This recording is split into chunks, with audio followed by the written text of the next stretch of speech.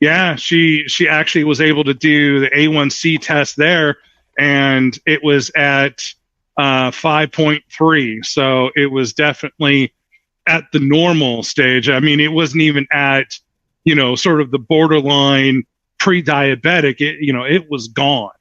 Jeremy, how did you find carnivore? So actually, my mom back in early May, I think it was, of last year, she was having some intestine issues, and she was looking for ways to, just sort of find a way to stop the problems that she was having.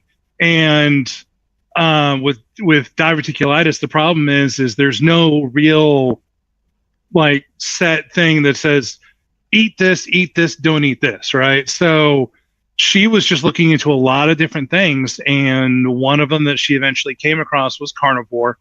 And she was watching Dr. Chafee and a lot of the other guys that are out there, and so she actually started doing it for a couple of weeks. The problem with diverticulitis is when it comes, it just shows up, right? And you have no real warning. There's nothing, that you can say that, that actually triggers it. But for those first couple of weeks, she was feeling really good. Her energy was up, and so she started telling me about it. She's like, you should go and at least look into it. So that's what I started doing. I think I looked at Ken Berry's, Carnivore Basics, and honestly, that was it. That really got me hooked. It was interesting just because it was very simple, but at the same time, it was food that I like to eat, man. We're talking meat, So it's like, really, here's a built-in excuse for me to be able to eat meat and egg and fish and all the things that I like. Okay, let's go. So yeah, so I had actually started it on on May 11th of last year, and I just been going since then, and it's been incredible. It's hard sometimes, especially when the sugar cravings sort of start walking back in, but that was how I got started. Was and I didn't actually go with like Ken Berry's idea of doing a 2-week transition. I just went for it on day one. And my body took a little bit of time to adjust. But once it did that, then, it just felt really great, and things just kind of took off from there. So in the past, first of all, congratulations, on getting this far in, but in the past, what kind of things led you to be in the position where you even considered carnivore as something that you should be doing? Well, when I was obviously, when I was a teenager, I was doing sports in school, doing sports outside of school. So I think I can honestly say that I had a much, better metabolism back then. And it was one of the, sort of silly jokes that, oh, look at how much Jeremy can eat. And, he just does it really quick, and then he goes back for more. So I did that for a long time. And then as time went on, I continued to do that. But my metabolism wasn't keeping up. Over time, I just got a little bit bigger, little more lethargic. I mean, it wasn't like it came in all at once. I do remember back in, I was born and raised in California, and I moved to Sacramento in 2005, and it wasn't too long after I'd moved.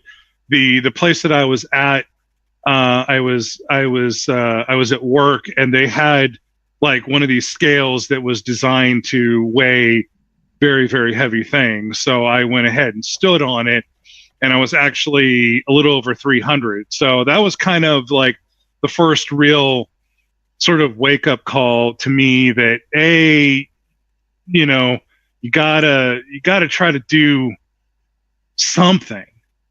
But the problem was I'd gone for so long. You know, in 2005, I mean, I was already like, you know, well into my 30s. And so, you know, a lot of the bad habits, a lot of the things that I learned over the years, I just continued to do. And, you know, not to use that as an excuse, but it's just one of those things that, you know, it's taken years, you know, for me to get to the point where I finally found something that's going to work as far as diet is concerned or weight loss is concerned, but it's also going to take me a long time to break a lot of those habits. And in 2011, I was in the hospital. I had to have my gallbladder removed, and I remember I was able to sit on the bed, and they had a way to weigh you on the bed. So I was actually still in the 300s. So, you know, my weight had obviously fluctuated over those, you know, those 5 years. But it just kind of continued to go on the incline after that. I don't remember when it was, but it was, I don't know, it's probably, let's see, that was in 11. So I don't know, maybe 5 or 6 years after that is when I crossed over into 400. And the heaviest that I ever got was 475. And so, and that, you know, and then I just, obviously I had to battle with trying different weight loss programs. You know, I tried Weight Watchers, Jenny Craig, I tried Nutrisystem, tried all, you know, I also, the thing that I did a lot was I would just do just a restrictive diet where I would just cut down to about like 2,000 calories a day. And, you know, and for a long time that would actually work. But the problem was when I would run into an issue, when I would run into a problem, you know, I'm an emotional eater. Everything I got. So what ended up happening was if I stumbled, if I did something wrong, if I had a bad day, I would go to the food. And then as soon as I did that, I would eat a bunch, and then the next day I would eat a bunch, and then it's just like, okay, I give up, I'm over. So that is, you know, for me, emotional eating is one of those things that I'm really still dealing with. You know, for one of the videos that I made on, you know, for my YouTube channel was about emotional eating, and it was an odd topic because, you know, a lot of people would say, well, hey, at least you're sticking with carnivore food. And for the most part, that was correct. But there were, you know, once in a while I would slip and have, you know, my downfall is cherry Coke. And so I would have that, or, you know, I would have some sort of candy or something like that. That's as far as I've gone, you know, as far as, you know, having really bad sort of issues. But, you know, even with carnivore, you know, there were times that I would eat probably, you know, that was hard. 3 times in a day. And, you know, one of the biggest things that I know that they talk about is, you know, with carnivore, you don't have to count calories. You know, you just eat till you're full. Well, the thing is, if I do that sometimes, you know, because sometimes I can still sort of pack away the food. Yes, I realize my stomach has probably shrunk, but, you know, it's just sort of like, you know, an abusive relationship. Like, okay, what are we gonna do? We're gonna shove more food down there, man. I tell you. So, I mean, there could have been times that I would have eaten, you know, over 2,500, maybe even 3,000 calories, you know, in a day. And, you know, now granted, I may not do that every day, but, you know, the idea that, you know, you can still sort of, I don't know, OD for lack of a better term, even on stuff that's, you know, that's good for you. So that's sort of been my up and down, over the last 8 months. Right. And so those kind of those kind of feelings of needing to eat too much or needing the cheat or whatever, is that dissipating over time? Yeah, it one of the things that I've really been dealing with over the last several months is just a lot of stress, and so stress and emotional eating for me just a lot of times went hand in hand. So what I've actually been working at is trying to find ways of dealing with my stress in a way that's not, food or drink related. Trying to go outside and do something, try to come up with a hobby, try to do something that I can take my mind off of wanting to put something in my mouth, wanting to ingest something. And it is working. There's definitely times that it is working. There are some times when it's, just kind of iffy, but I'm still working on that. And I know that once it warms up, because it's been, I think it was like 17 degrees Fahrenheit this morning, when I got up, and it's difficult to try to go walking, when it's that, and then by the time it warmed up, it was like, 35 degrees Fahrenheit. So it was only just a couple of degrees above freezing, but it's still really cold. And then you've got the wind. So now it feels like it's even worse. But I mean, in the next couple of days, it's actually supposed to warm up, even though it's going to rain. I would rather go out in 40-degree weather with a little bit of rain than trying to bundle up everything, even my face, and then just trying to walk for a mile. Then you're like, I can't breathe. Yeah, I totally understand that. I'm struggling in like 32-degree Fahrenheit temperatures to do anything. So I certainly appreciate that. Yeah. So, in the 8 months that you've been doing this, what has changed for you? So I think the biggest thing. For me, the realization for me came at about, I don't know, month 4 or something like that. And this was just with carnivore overall. For me, it's always been the weight loss, right? That was the biggest thing for me. I also had diabetes. I also have sleep apnea. And other than that, there's really not, there's not a lot of other things that are going on with me. But what I was trying to get at was, I was finding that as I was talking to other people, there are a lot of people that are out there that are not overweight, but still have a huge laundry list of ailments and things that are going on in their lives that they are struggling with.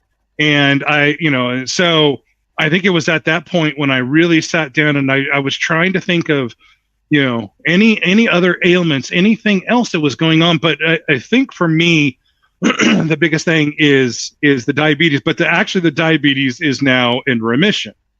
I got some blood work done a couple months ago when I got a job and was able to get insurance. So I went and she actually was able to do the A1C test there, and it was at 5.3. So it was definitely at the normal stage. I mean, it wasn't even at, sort of the borderline pre-diabetic. It was gone.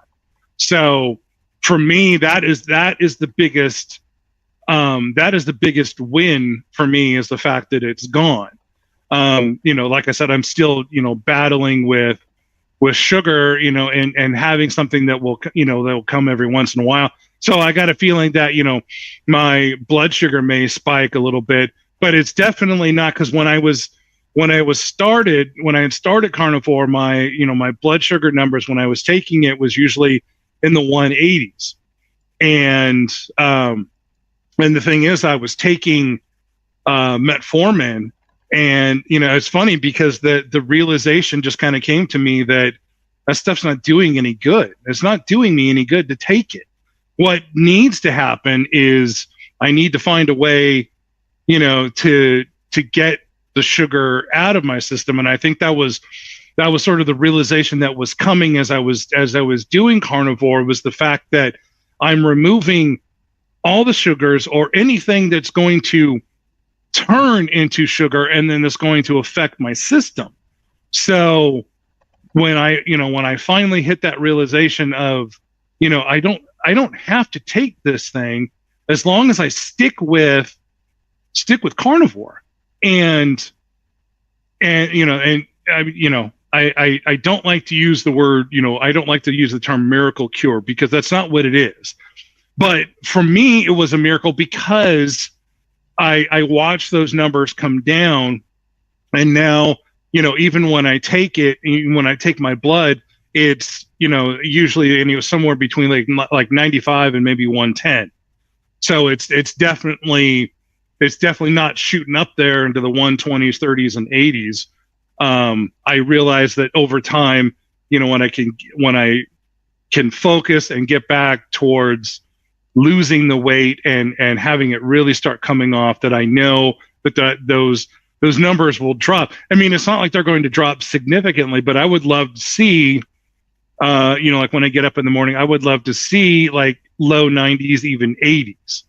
I think, what is it, like 70 or 75, I think, to 99 or to up to 100, I think it's normal.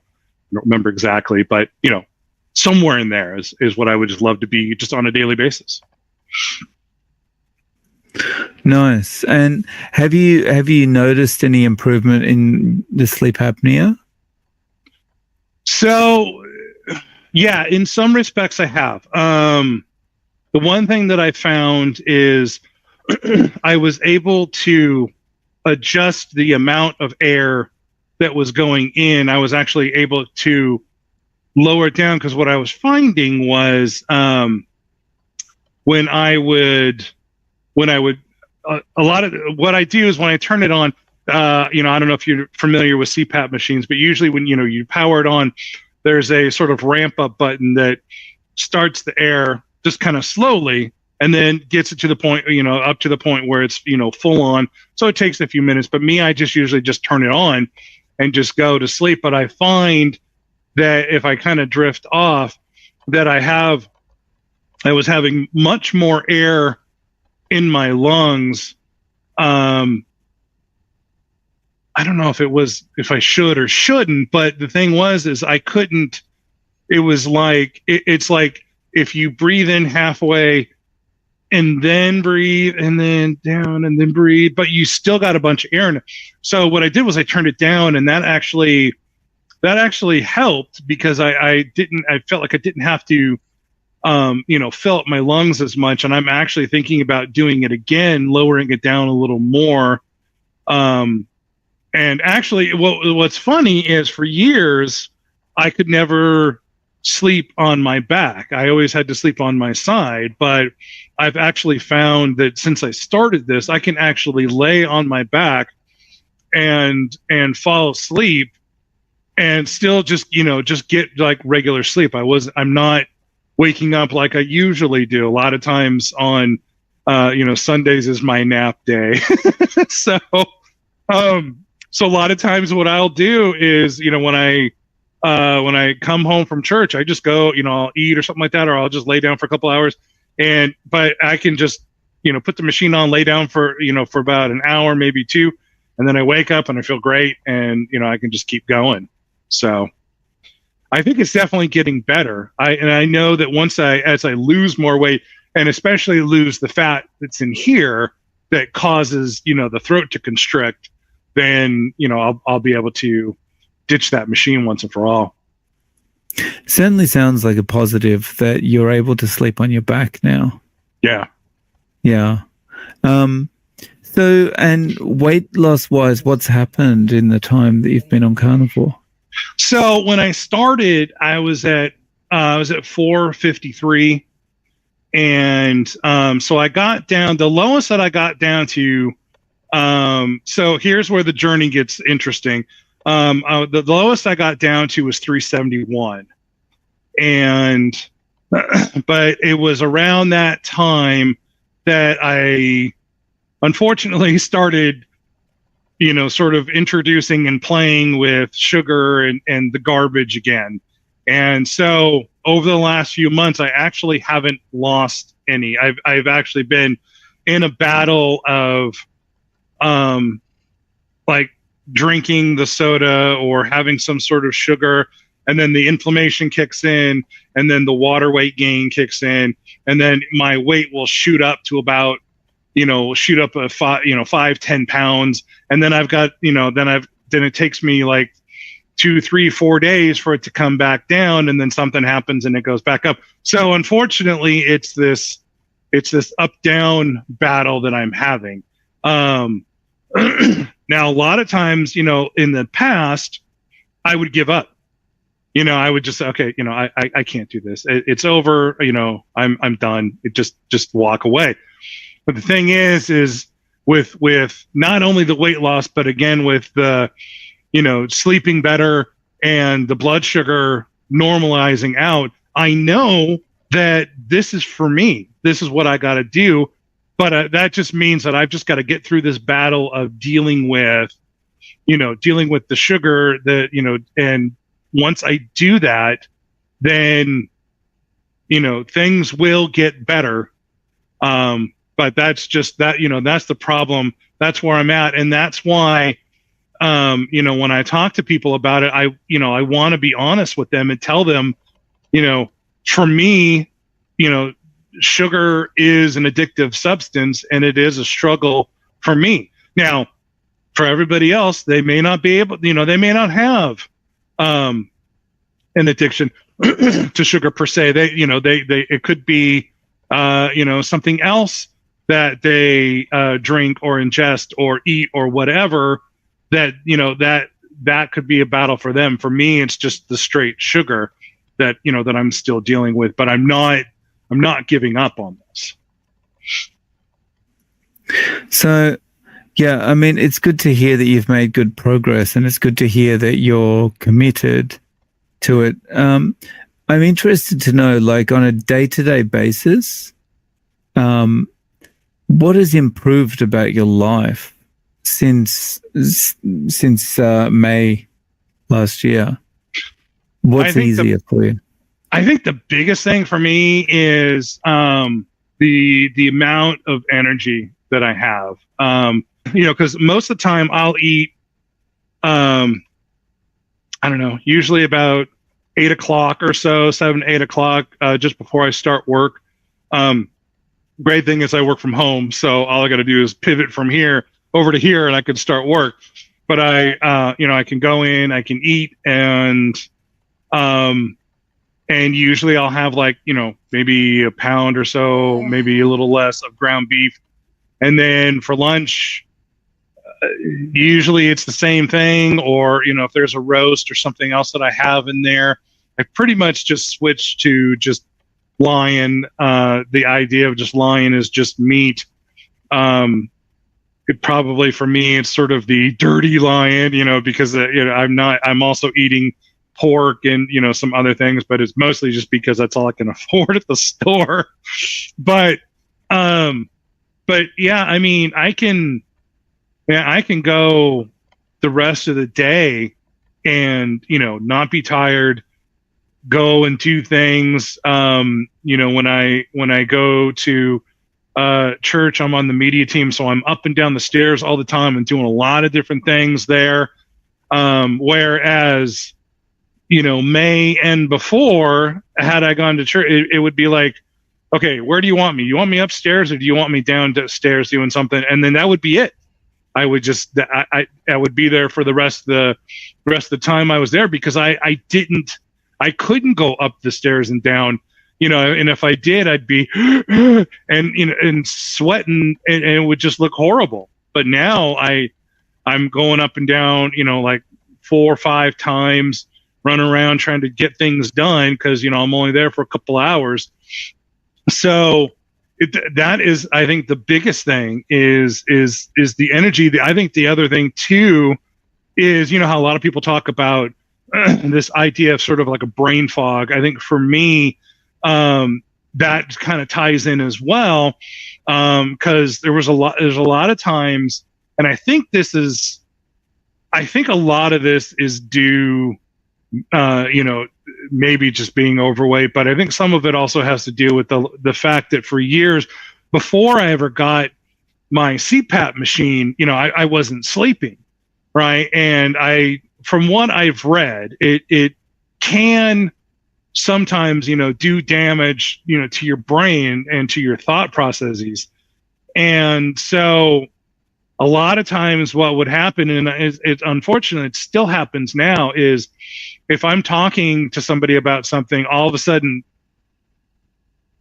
I'll stop because there's a word I'm trying to get to, or there's a direction that I want to go in, and I can't get it. I can't think of the word, think of the phrase. And I know that happens to a lot of people, but I think for me, it just seems like it happens a lot more. And, my father, before he died in 2019, he was also overweight, had diabetes, had CPAP, and he would do the same thing.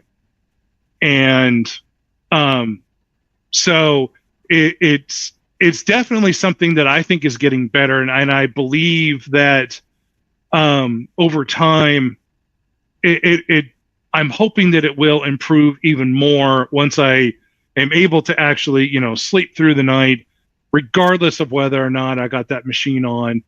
But, I find that I can just, I don't know. I just want to say, like, I maybe more creative, I guess, in some respects, because there's a lot of things. I mean, the fact that after 5 weeks after I started carnivore, I decided to go on YouTube and start making videos. So I think that's another thing too, is, it helped with my confidence, because I could see more confidence in me, because I was actually finally able to accept me for me, because a lot of times, I'll go and do everything for everybody. I will go and fight for anybody, even up to the point where, I have to put my life on the line. But when it came to me, it's like, nah, it's okay. No, I'll just put things off. And so I'm, my life is coming into focus, and I'm actually including myself in things now. So, I think that's one of the biggest things. So, I always talk about my why, why did I do this? So, and a lot of what I tell a lot of people is, it's great if your why starts out with other people, family, friends, work, school, whatever. But at some point, somewhere in that list, you need to go in there. And even if you're not at the top of the list, you need to make sure that you can love you and accept you and understand that you are going through a process of fixing yourself.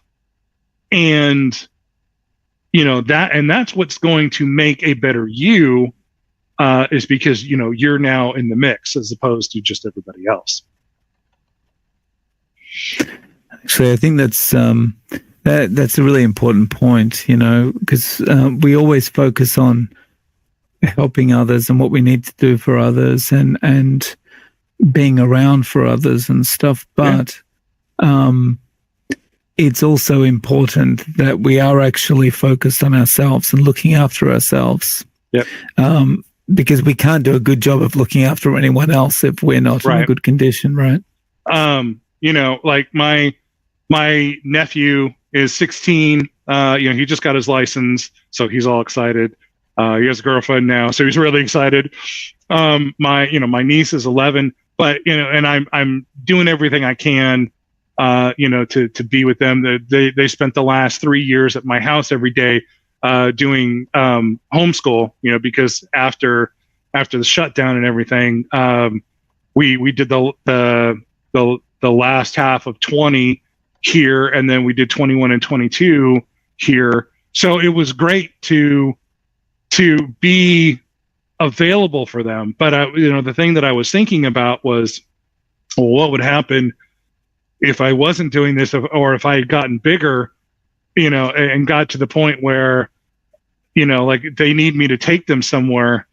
Really, you want me to go and just, go 50 feet out to my car? You want me to walk to my car and then drive you somewhere, and then I got to walk back, or even, I got to go to the store.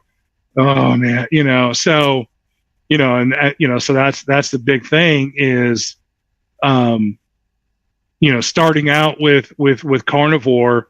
Yeah, like I said, it's great if you do family, but you also want to make sure that you can, like you said, you want to be there for them, but you got to make sure that you can actually go and do it and be available, to get up and go to the store, grab a cart, go, running around the aisles and get whatever you need, and not be hanging on to that thing for your life, which is what I used to do, and it was horrible. Right. You got to make sure your cup is full too, right? Yeah, exactly. Yeah, exactly.